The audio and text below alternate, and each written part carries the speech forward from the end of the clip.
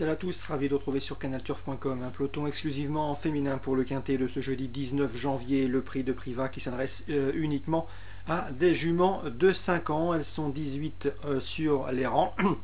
Selon moi, nous avons deux bases toutes indiquées, à commencer par le 13 Talicia Bella, présenté par Jean-Paul Marmion, une jument qui ne cesse de collectionner victoires et places de deuxième. Ici, rien ne s'oppose à une confirmation. Attention également au numéro 4 Ténarèse, elle sera de nouveau déférée des quatre pieds. Elle reste sur deux sorties convaincantes à Vincennes. L'élève de Pierre Lévesque doit elle aussi jouer un tout premier rôle. Donc deux bases selon moi, le 13 et le 4, il faut a priori partir de ces deux juments de qualité.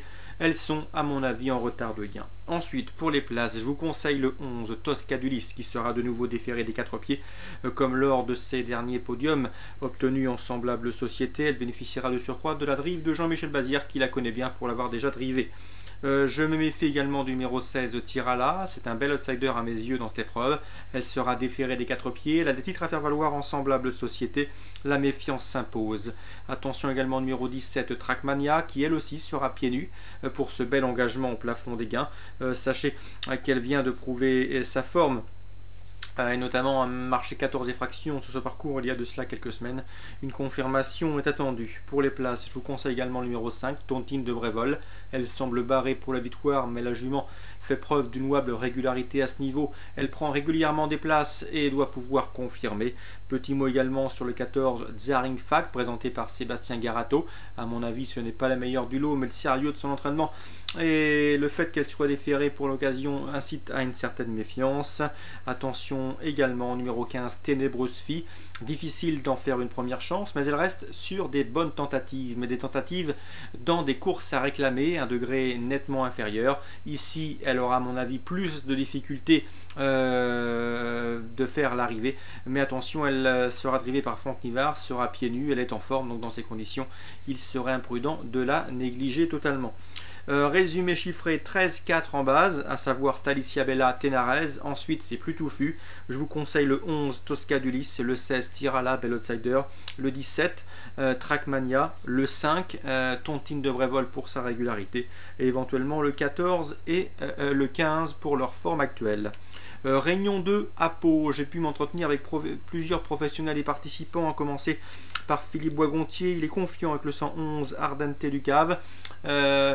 Sa pensionnaire est en forme, elle s'y prend bien sur les obstacles, il y avait notamment couru en début de carrière, elle reste sur une pléiade de bons résultats en plat. Ici, elle effectue son retour sur les gros obstacles avec des prétentions. En tout cas, son entraîneur ne serait nullement surpris de la voir à l'arrivée. C'est a priori un bon rapport qualité-prix, ce 111 Ardente du Cave.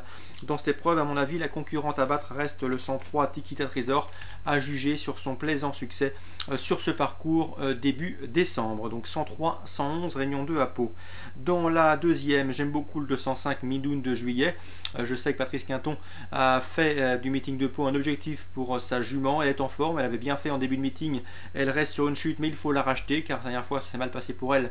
Elle a prouvé auparavant qu'elle avait la pointure d'un lot comme celui-là. Ses opposants, le 201 Tavanger restant deuxième ici même sur l'anneau palois. Le 202 Sherlock et le 203 Star Lady ont en commun de rester sur une chute, mais attention, ils ont prouvé auparavant qu'ils étaient compétitifs en semblable société, mieux vaut donc les racheter. 205 Midoun de juillet en jeu simple et en base. Je leur opposerai le haut de tableau avec le 1, le 2 et le 3 dans la deuxième. La quatrième, sachez que j'ai pu m'entretenir avec Jean-Luc Goyochon. L'interview est disponible sur Canal Turf Radio. L'homme est confiant avec le 402 Code Kilin qui avait bien fait pour ses débuts en Béarn, se classe en 3e cet hiver avant de se classer 6e dernièrement dans un lot plus relevé. Cette fois-ci, elle n'affronte que ses contemporaines. Jean-Luc Guillochon en attend une performance de tout premier choix, le 402. L'opposition, on se méfiera pour elle du 404, Cavadé.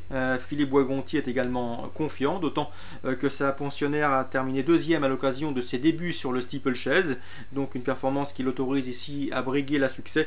Le 401 Amiroli, le sérieux de l'entraînement d'Arnaud Chaillet-Chaillet et la régularité de sa pensionnaire autorise également quelques espoirs de succès. 402, 404, 401, Réunion 2 à Pau toujours.